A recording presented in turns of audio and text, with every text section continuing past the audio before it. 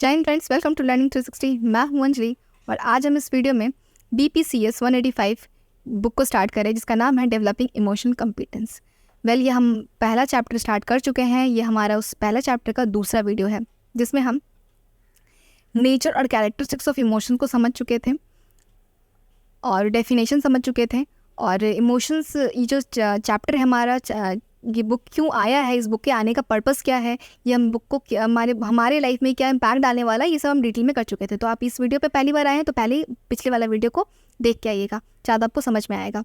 ठीक है, उसका लिंक आपको इस वीडियो के डिस्क्रिप्शन बॉक्स में आपको पहला वीडियो का लिंक मिल जाएगा। तो चलिए स्टार्ट करते हैं।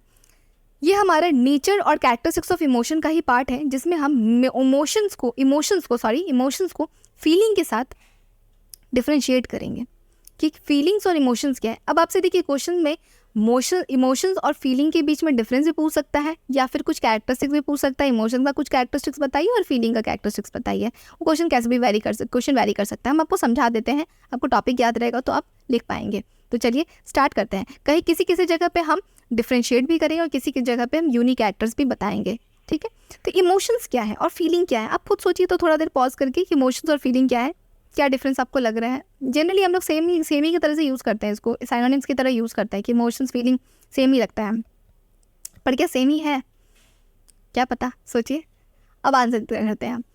हाँ, तो इमोशंस जो होता है ना वो बेसिक होता है, यूनिवर्सल होता है या सेम होता है, सब जगह होता है।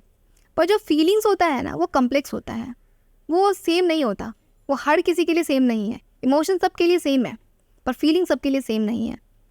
जैसे एग्जांपल से समझिए कि अगर जैसे कोई घर में एक डॉग का बहुत डेंजरस ब्रीड होता है ना, रॉड विलर कहते हैं शायद, वो मेरी एक स्टूडेंट थी। ठीक है, तो वो उसके घर पे वो रॉड विलर थी, तो वो रखी हुई थी। तो उसके लिए वो बहुत नॉर्मल था, वो बुलाती थी, वो उसके मुंह के अंदर पूरा हाथ भी डाल देती थी, नहीं काटता था। पर वो मेरे लिए तो मेरे जैसे लगता, अगर मेरे सामने से गुजरे तो मेरा दिल का धड़कन लेके चली गई, इतना डर लगता था मेरे को। उसकी जो पेट थी तो मेरे को बहुत डर लगता था। तो वो जो इमोशन है एक फियर। ठीक है, उसके लिए भी, उस लड़की के लिए भी सेम है, मेरे स्टूडेंट के लिए भी सेम है, मेरे लिए भी सेम है। ठीक है, पर वो उस चीज़ को किस तरह से फील कर रही है, हम किस तरह से फील कर रहे हैं, डिपेंड करता है। ठीक है, जो एंग्री है, ये फियर है, ये एंगर है, ये फियर है, ये सबके लिए सेम है, सब जगह पे है। ठीक है, पर फीलिंग जो है वो अलग है।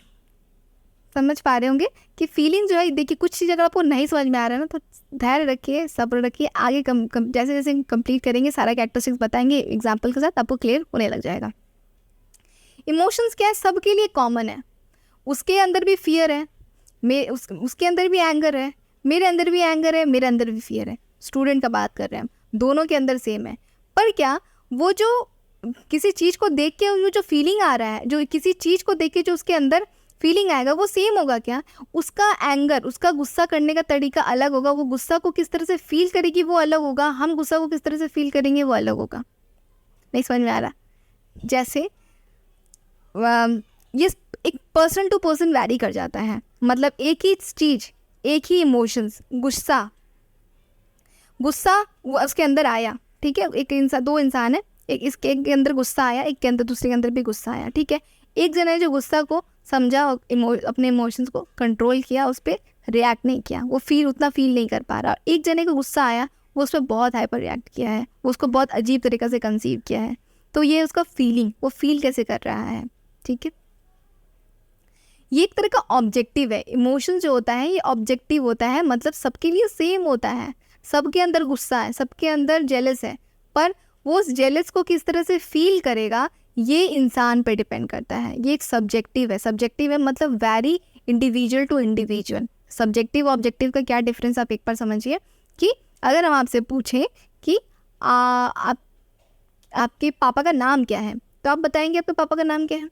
अगर हम ये सब सेम ही बताएगा। अगर आपके पापा का नाम मान लीजिए दिनेश कुमार है तो सारे लोग दिनेश कुमार बताएंगे, पर ये ऑब्जेक्टिव क्वेश्चन है।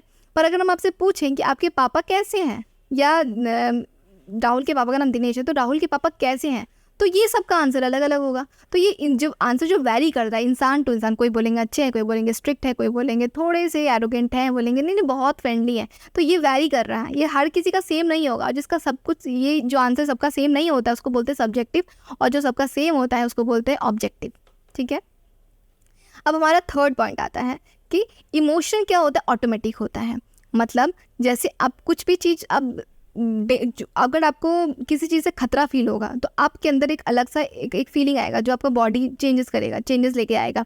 जैसे मान लीजिए किसी को अगर किसी को बिल्ली से डर लगता है और कोई बिल्ली घर में पाल लेती है, ठीक है, तो बिल्ली जिसको डर लगता है, तो अगर दोनों को ही बिल्ली से डर लगता तो दोनों के अंदर ही सेम फियर वाला फीलिंग आता।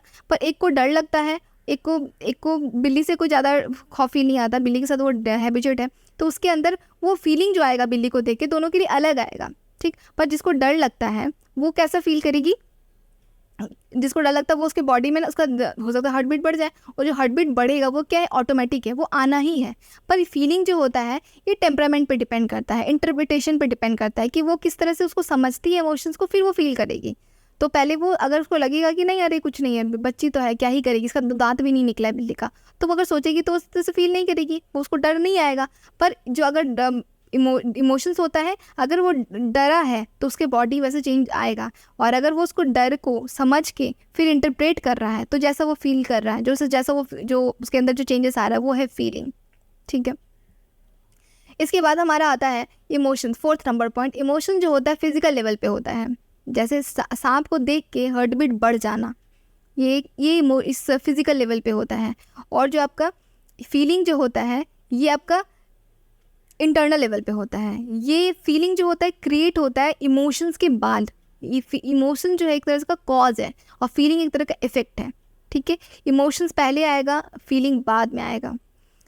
उसके बाद हमारा 6 नंबर पॉइंट आता है, जो इमोशंस है कॉन्शियसली भी हो सकता है, सबकॉन्शियसली हो सकता है। कॉन्शियस होना मतलब जहाँ पे आपका ध्यान है, अभी देखिए आप मेरा बात सुन रहे हैं तो आपका कॉन्शियस कहाँ है, ध्यान मेरे बात पे है, पर आपके बैकग्राउंड में भी कुछ आवाज़ जा रहा होगा जो वो सबकॉन्शियसली आप सुन रहे होंगे। जैसे होता है ना, कभी कभी हम लोग सबकॉन्शियसली कुछ सीख जाते हैं, किसी के साथ आप रहते हैं, किसी से बात करते हैं तो उसका लैंग्वेज, उसका टोन आपके अंदर खुद आ जाता है, सबकॉन्शियसली आ जाता है। आप सीखते नहीं है कि हाँ मेरे को इसी की तरह से बोलना है, पर आ जाता है। देखिएगा ना, बंगाल के लोग थोड़ा अलग तरीके से बोलते हैं या उनका टोन अलग होता है, बिहार के लोग का टोन अलग होता है, कन्नड़ के लोग का टोन अलग होता है, तो थोड़ा टोन होता है उनका, वो समझ में आ जाता है। और आप अगर वहाँ पे आप भी रहेंगे ना तो आपका भी टोन थोड़ा थोड़ा चेंज हो जाएगा। ये जो चेंजेस आता है ये सबकॉन्शियसली होता है, जो आप ध्यान से नहीं कर रहे हैं, डेलिबरेटली नहीं करे, पर हो जा रहा है। तो इमोशंस कैसा है, इमोशन ये ना कॉन्शियसली भी होता है, सबकॉन्शियसली भी होते हैं। जबकि कभी कभी मतलब कुछ चीज़ फील होने के कारण जो बॉडी में चेंजेस आता है ये होना ही है, ये आप होगा ही। पर जो फीलिंग जो है ना ये कॉन्शियसली होगा। जब तक आप फील नहीं करेंगे कि हाँ ऐसा चीज़ है या कुछ दिक्कत है या कुछ दिक्कत नहीं है, तब तक आप फील नहीं कर पाएंगे। फील आपकी समझ से रिलेटेड है, और इमोशन एक तरह से शरीर से रिलेटेड है, शरीर में कुछ चेंजेस लेके आता है। ये जो इमोशंस है ये अवेयरनेस के कम, मतलब आप अवेयर नहीं भी है ना तो भी आपको डर लग जाएगा उसके बारे में। पर जो फीलिंग है ना ये कब आता है, जब इवैल्यूएट करते हैं, आप समझते हैं कि ये चीज़ खतरा है, ये खतरा नहीं है। ठीक है, जैसे एक बच्चे को, छोटा बच्चा जो होता है ना, जब सांप के बारे में कुछ नहीं जानता है ना तो वो नहीं डरता है, क्योंकि वो फील नहीं कर पा रहा, उसका समझ नहीं है। ठीक है, पर वो ना किसी चीज़ से अगर वो डर रहा है, मान लीजिए, या फिर उसको डांटते हैं तो वो रोने लगेगा। ठीक है, वो डांटेंगे तो वो चिल्लाएंगे जैसे, तो वो रोने लगेगा। तो ये क्या है, इमोशंस है। और अगर वो बच्चा समझ ही नहीं पा रहा है कि उसको डांटा जा रहा है कि क्या किया जा रहा है, या फिर सांप ही देख रहा है तो उसको समझ ही नहीं पा रहा, उसको पता ही नहीं है कि ये सांप मेरे लिए खतरा है तो मेरे को डरना है या भागना है। तो ये क्या एक तरह से फीलिंग है जो उसको कॉन्शियसली नहीं वाला फीलिंग आ रहा है, मतलब उसको डर वाला फीलिंग नहीं आ रहा है। ठीक है, क्योंकि वो कॉन्शियसली सोच रहा है, सोच नहीं रहा, बच्चा समझ नहीं पा रहा है। हमारा 7 नंबर पॉइंट बताता है कि ये बिना अवेयरनेस के आ जाता है इमोशंस। अगर आपका हाथ हल्का भी गर्म लगता है तो फिर आपको अजीब से आपका हाथ हटेगा ही, या फिर आप सांप देखेंगे तो भी आपका हार्ट बीट बढ़ेगा ही, या अगर आप कुछ बिजली चमकने का आवाज़ देखेंगे तो भी आपका हार्ट बीट बढ़ेगा। तो ये ऑटोमेटिक होता है। ये इमोशन मोमेंट्री होता है, कुछ देर के लिए होता है। आया, हार्ट बीट बढ़ा और फिर थोड़ा देर शांत हो जाएगा। ऐसा थोड़ी है कि आया, आप किसी चीज़ से डरे और मान लीजिए अचानक से बिजली चमका या फिर किसी भूत जैसा आवाज़ आ रहा है खुद से, कुछ देर तक ना होता है ना किसी का पायल का रात में आवाज़ आ रहा है, कुछ भी आवाज़ आ रहा है, तो अपना एक डर वाला फीलिंग आपके अंदर आ रहा है, ठीक है, तो वो आएगा ही आएगा, आप उस पर कंट्रोल लेंगे तब भी आएगा, वो आ ही जा रहा है, आ ही जा रहा है, ऐसा तो नहीं होगा, थोड़ी देर बाद फिर वो शांत भी हो जाएगा। पर जो फीलिंग जो होता है ना, ये लॉन्ग लास्टिंग होता है, ये थोड़ा देर तक लंबे समय तक रह जाता है। और फीलिंग जो होता है इंडिविजुअल के एक्सपीरियंस पे डिपेंड करता है कि वो किस चीज़ से वो उसको फील करता है, किस चीज़ उसके प्रति उसका क्या विश्वास है। हो सकता है ना कि कोई बंदर को देख के डर जाता हो, ठीक है, तो अगर डरना सबके लिए कॉमन है, सब डरता है, पर किस चीज़ से डरता है ये डिपेंड करता है, ठीक है, वो किस तरह से उस चीज़ को समझता है। कोई समझ रहा है कि अरे बंदर ही तो है, कोई ये तो भगवान का रूप है, हनुमान जी का रूप है, तो प्रणाम कर लिया तो वो नहीं डरेगा, ठीक है। और किसी को वो बंदर जानवर का याद आ रहा है कि हाँ भाई काट लेता है ना तो पूरा रैबिस वगैरह करा देगा, तो वो डरेगा। तो उसके बिलीफ पे डिपेंड करता है, उसके थॉट पे डिपेंड करता है, कल्चरल फैक्टर्स पे डिपेंड करता है। क्योंकि इस तरह से देखिए मिला जुला के आप समझ रहे, तो बहुत वेग हम समझ रहे हैं, थोड़ा तो कन्फ्यूजन हो रहा है क्योंकि ये ओवरलैप करता है। इतना सेपरेट करना इतना आसान नहीं है इमोशंस को, फीलिंग को, ठीक है। और अभी भी इसके बारे में रिसर्च चल ही रहा है, इसके बारे में अभी भी पढ़ ही रहे हैं लोग, एक्सप्लेन करने का कोशिश कर ही रहे हैं, ठीक है। ये नया चैप्टर, नया सब्जेक्ट है, क्योंकि इतना लोग इतने अवेयर नहीं थे, इमोशंस वगैरह के बारे में नहीं पढ़ते थे, पर अब आ रहा है, अब लोगों को अवेयर किया जा रहा है कि अपने इमोशंस को समझें और इमोशंस को कंट्रोल करें। क्योंकि सुसाइड रेट, डिप्रेशन, एंजाइटी बढ़े जा रहा है, बहुत सारे लोगों को प्रॉब्लम हो जा रहा है। तो सबके पीछे कारण कि क्यों हो रहा है, किस तरह से हैंडल कर रहे हैं, इस पर बात चल रहा है। इसलिए देखिए हम लोग पास कुछ भी प्रॉब्लम होता है तो सोल्यूशन ढूंढने लग जाते हैं हम लोग, और ये एक तरह का ये जो सब्जेक्ट है ये प्रॉब्लम का सोल्यूशन ही है। ये जो प्रॉब्लम है लोगों को, जो मेंटल लेवल पे एंजाइटी, डिप्रेशन, हैंडल नहीं कर पाना, थोड़ा भी स्ट्रेस बर्दाश्त नहीं कर पाना, थोड़ा सा भी फेलियर हुआ लाइफ में तो फट से सुसाइड कर लेना, ये सब को हैंडल करने के लिए, समझाने के लिए हम लोग को ये पढ़ाया जा रहा है, ठीक है। तो इमोशन और फीलिंग इतना सेपरेट करने इतना आसान नहीं है, सेपरेट कर दिया जाए। तो नया चैप्टर है, नया सब्जेक्ट है, धीरे धीरे आ रहा है, तो पर धीरे धीरे रिसर्च किया जा रहा है कि इसको किस तरह से और एलाबोरेट करके समझाया जाए कि इमोशंस और फीलिंग में क्या डिफरेंस है। पर अगर क्रक्स समझे ना तो इमोशंस जो है ना, सब इमोशंस आपका बुद्धि से रिलेटेड नहीं है, वो आना ही है, ठीक है। पर जो फीलिंग है ना आपकी बुद्धि से रिलेटेड है, आप समझ के फिर वो जो फील करते हैं ना, ये फीलिंग है। और इमोशंस आपकी समझ के पहले का वाला चीज़ है। जब जैसे ही आप देखें और आप डर गए तो ये आपका इमोशन हो जाएगा, और आप देखें, सोचें और फिर जब आप फील करेंगे तब तो आपका वो फीलिंग हो जाएगा, समझे। तो फीलिंग क्या होता है, लॉन्ग टर्म होता है, लॉन्ग लास्टिंग होता है, लंबे समय तक आप फील कर पाते हैं कि नहीं गलत हुआ, क्योंकि आपको समझ है ना, समझ लंबे समय तक रहता है। और ये मोमेंट्री होता है, ये बॉडीली चेंज आता है, इंस्टेंट होता है, ऑटोमेटिक होता है, ठीक है। तो ये आता है और ऑटोमेटिक चला भी जाता है, पर फीलिंग रह जाता है। इन्वॉल्व्स कॉन्शियस, आपका अवेयरनेस चेक करता है, आपका कॉन्शियसनेस। यहाँ पे था सब कॉन्शियसली, आप ध्यान नहीं भी देते तो आप डर जाएंगे, पर यहाँ पे क्या है, ये कॉन्शियसनेस को चेक करें। आप जब समझेंगे तभी आपको उसका रिएक्शन समझ में आएगा, या फिर आप रिफ्लेक्ट करेंगे या फिर कुछ एक्शन देंगे, ठीक। उसके बाद हमारा आता है इमोशंस और मूड। अरे इमोशंस और मूड में क्या डिफरेंस है, ये हमारा लास्ट टॉपिक रहेगा इस वीडियो का। उसके बाद हमारा जो टॉपिक बचा हुआ है types of emotions, types of emotions बचा है, वो हम दूसरे वीडियो में करेंगे। इसमें हम पढ़ेंगे इमोशंस और मूड में क्या डिफरेंस होता है। फिर से लग रहा है वेग टर्म है, क्या ही नाम बता रही हैं, एकदम घोचपच हो जा रहा है, समझ में नहीं आ रहा है। कोई नहीं, आप थोड़ा सा कुछ चीज़ अगर अनफोल्ड लगे समझ में, मतलब कुछ लगे कि नहीं समझ में नहीं आ रहा है, धैर्य रखिएगा। एक कुछ तो आपको दूसरी बार वीडियो सुन के समझ में आ जाएगा, या फिर जब आपको और सेकंड, थर्ड, फोर्थ चैप्टर पढ़ेंगे ना तो आपको और क्लियर होता चला जाएगा, ठीक है। वेब सीरीज़ भी तो ऐसे ही देखते हैं ना, आप नहीं समझ में आता तभी कुछ चीज़ नहीं समझ में आता, थोड़ा बहुत तो देखते ही है ना। तो ठीक है, वेब सीरीज़ को हम कंपेयर नहीं कर सकते पढ़ाई के साथ, पर एटलीस्ट थोड़ा सा ओवरलैपिंग टॉपिक है, इतना सेपरेट करना आसान नहीं है, इसीलिए ये थोड़ा वेग लग रहा है, पर ऐसे हम कोशिश बहुत पूरा करेंगे समझाने का। तो इमोशंस जैसे हम समझ चुके थे कि शॉर्ट पीरियड है, पर मूड क्या होता है, लॉन्ग टर्म होता है। इमोशंस थोड़ा एक्सट्रीम भी हो जाता है, पर जो मूड होता है ना वो लोअर इंटेंसिटी का होता है, उतना लॉन्ग पीरियड ये लंबे समय तक रह जाता है, और लोअर इंटेंसिटी उतना मूड ना, बस अब किसी का मूड ख़राब है ना तो वो इंसान उसको किसी को मारेगा नहीं, उठा के पटक नहीं देगा, ज़्यादा वो थोड़ा सा बात नहीं करेगा, ज़्यादा ठीक से बात नहीं करना चाहेगा, वो थोड़ा सोशल एक्टिविटीज़ को कम करना चाहेगा, बोलेगा खाने का उसका मन नहीं करेगा, ऐसा फील करेगा, तो उसका मूड लोअर इंटेंसिटी का होता है। पर इमोशंस क्या है, इमोशंस में तो एंगर, फियर सब आ जा रहा है, तो गुस्सा रहेगा तो वो हो सकता है अटैक भी कर दे, पर मूड के कारण आप इम्पैक्ट अटैक नहीं करेंगे, बहुत लोअर इंटेंसिटी का होता है। हाँ, सेकंड नंबर पॉइंट हमारा क्या बोलता है, इमोशंस आपका फेशियल एक्सप्रेशन को देख के समझ में आ जाता है। अगर कोई गुस्सा है ना तो उसका फेस ना आँख छोटा हो जाएगा और एकदम अजीब सा हो जाएगा, हाँ मुट्ठी उट्ठी बांध लेगा और देख के समझ में आएगा कि ऐसा वाला आ जाएगा। इमोशंस को देख, गुस्सा देख के, फेशियल एक्सप्रेशन को देख के समझ में आ जाता है। कोई अच्छा फील कर रहा है तो चलो पे स्माइल आ जाएगा अच्छा सा। पर मूड जो होता है ना, मूड आप फेशियल एक्सप्रेशन देख के नहीं बता सकते हैं, और बहुत एक्सपर्ट होंगे तो बता सकते हैं, पर फेस में कोई चेंजेस नहीं आता है, बस हल्का सा चुप रहेगा इंसान, पर फेस को देख के नहीं पता चलता उसका मूड अच्छा है कि ख़राब है। मतलब एकदम से नहीं पता चल जाएगा आपका, थोड़ा जो डिटेल में फेशियल एक्सप्रेशन को पढ़ना जानते हैं वो तो समझ पाएंगे, या फिर आप जिससे डेली हैबिचुअल मिलते रहते हैं तो आप समझ पाएंगे कि आज इसका मूड ख़राब है। जैसे कि कोई बहुत बोलने वाला बच्चा है या फिर दिन में बक बक बक करता रहता है और फिर अचानक से होकर चुप हो जाता है, तो फिर लगेगा कि आपको कि पक्का इसका मूड ख़राब है, तो वो अलग बात हो जाएगा। पर यहाँ पे जनरल भाषा में समझिए, किसी इंसान को, नॉर्मल इंसान को आप देख के, आप फेशियल एक्सप्रेशन देख के समझ पाते हैं कि उसका इमोशंस कैसा है, वो गुस्सा वाला है कि खुशी है या प्यार है, उसके अंदर अच्छा फीलिंग आ रहा है कि कैसा है। पर मूड जनरली हम लोग फेशियल एक्सप्रेशन देख के नहीं समझ पाते हैं। थर्ड नंबर हमारा पॉइंट क्या आता है कि ये आपको फॉरबिड करता है। मतलब कैसे बताए कि कोई भी फॉरबिड नहीं होगा, फॉरबिड होगा, इमोशंस आपको किसी काम को करने से रोकता है। कि आपको अगर अच्छा इमोशंस है, आपको लग रहा है कि गुस्सा वाला है, डर वाला है, तो आपको काम नहीं करिएगा। अगर आपको लगेगा नहीं अच्छा है, प्लीजेंट है, तो वो काम कीजिएगा, ठीक है। जनरली जो ये जो होता है ना, ये दूसरा टॉपिक मिस हो गया है इसमें।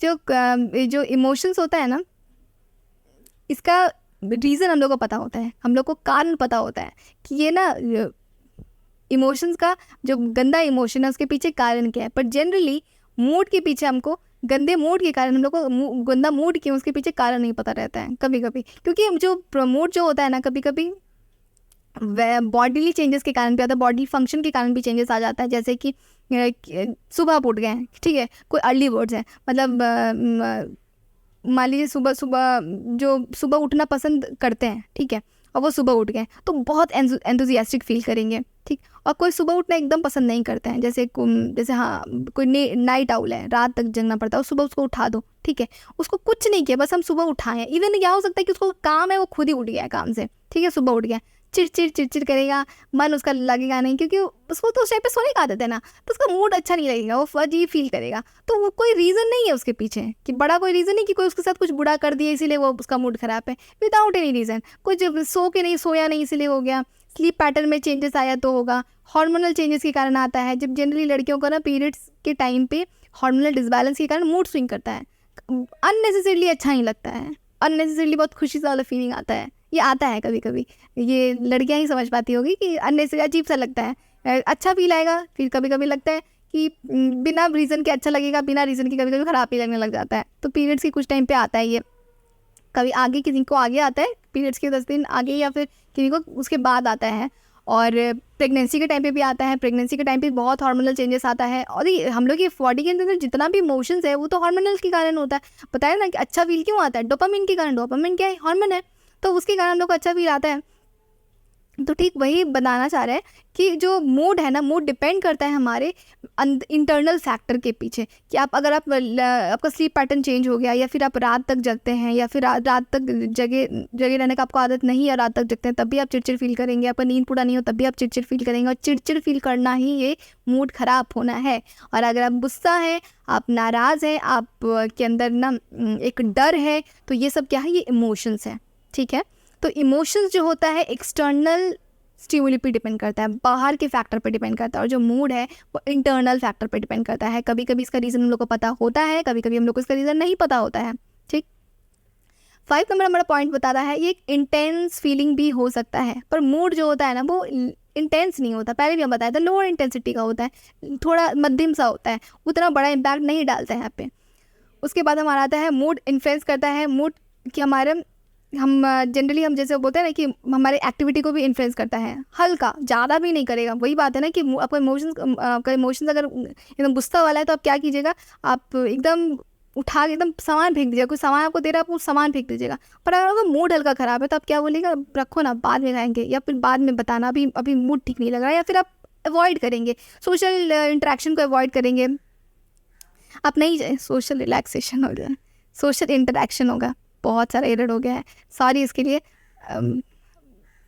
क्या ही बोले, हाँ मूड इन्फ्लुएंस करता है हमारे। जब हम लोग का अच्छा मूड होगा तो हम लोग जनरली जो होगा सोशल इंटरेक्शन बढ़ाना चाहेंगे, बात करना चाहेंगे। और अगर हमारा खराब मूड रहेगा तो हम लोग क्या करेंगे, हम सोशल डिस्टेंसिंग है या फिर सोशल इंटरेक्शन है दूर रखना चाहेंगे, बात नहीं करना चाहेंगे। पर हाँ, ऐसा नहीं है कि उस भीड़ में जाके उठा के पटक दिया। अगर हम उठा के पटक दिए किसी को, कि कोई ग्रुप बात कर रहा है या फिर कुछ पार्टी कर रहे हैं या पिकनिक वगैरह कर रहे हैं, हमको मन नहीं है, मूड ख़राब है, हम अलग हट जाएंगे। और अगर मेरा मूड और अगर हम बीच में जाके सबका खाना पीना फेंक दिए, मतलब मेरा मूड नहीं ख़राब था, मेरा इमोशंस ख़राब था, मेरे इमोशंस में कुछ चेंजेस आया था, मूड में नहीं चेंजेस आया था। और इसीलिए कहते हैं कि किसी के बिहेवियर में ना अगर लंबे समय तक चेंजेस दिखें, लंबे समय तक, तब ये मत समझिए ना कि उसका इमोशंस मतलब थोड़ा मूड थोड़ा उसको शांति रहने दो। ऐसा होता है ना, मान लीजिए आपसे कोई एक दिन अच्छे से बात नहीं किया, छोड़ दीजिए, कोई बात नहीं, मूड ख़राब होगा, क्यों थोड़ा सा होगा, अच्छा नहीं लगा, 2 दिन बात नहीं किया, चलो कोई नहीं, 3 दिन बात नहीं किया, ठीक है। तो इमोशंस और मूड मतलब आसपास है। अगर लंबे समय तक, अगर 1 सप्ताह तक, 2 महीना तक, 4 महीना तक, करीबन 1 साल तक आपका उसका बिहेवियर चेंजेस हो गया, मतलब इमोशंस मूड का बात नहीं आ रहा है यहाँ पे, टेम्पोररी बात नहीं आ रहा है, मतलब समझिए इसको साइकोलॉजिकल लेवल पे चेंजेस आया है, साइकोलॉजिकल लेवल पे कुछ गड़बड़ है, तो फिर फ़ौरन उसको डॉक्टर के पास लेके जाइए। और इसमें कोई शर्माने वाला बात नहीं है। अगर हम जब बीमार पड़ते हैं, हमारा शरीर बीमार पड़ता है, तो हम अगर उसको डॉक्टर के पास लेके जाते हैं ठीक कराने के लिए, तो हमारा दिमाग भी हमारे ब्रेन हमारे बॉडी का पार्ट है। अगर उसमें कुछ प्रॉब्लम आया है तो बिना शर्माए डॉक्टर के पास जाइए, उसको ठीक कराइए। तो कोई इसमें शर्माने वाला बात नहीं है कि नहीं, लोग एक्सेप्ट ही करना नहीं चाहते हैं कि डिप्रेशन एंजाइटी अगर इन लोगों को है। तो ये बहुत अजीब बात है, क्योंकि जैसे हमारा शरीर अगर बीमार पड़ सकता है तो हमारा दिमाग क्यों नहीं बीमार पड़ सकता है, पड़ ही सकता है। इतना प्रेशर भी पड़ता है भाई उन पे, सारा काम तो दिमाग ही आप कर रहे हैं, शरीर से ज़्यादा काम तो हम लोग दिमाग पे ही कर रहे हैं, दिमाग से ही कर रहे हैं। तो ये वीडियो को यहीं तक रहने देते हैं, हमारा जो और पार्ट्स है हमारा नेक्स्ट वीडियो में आएगा। Thank you.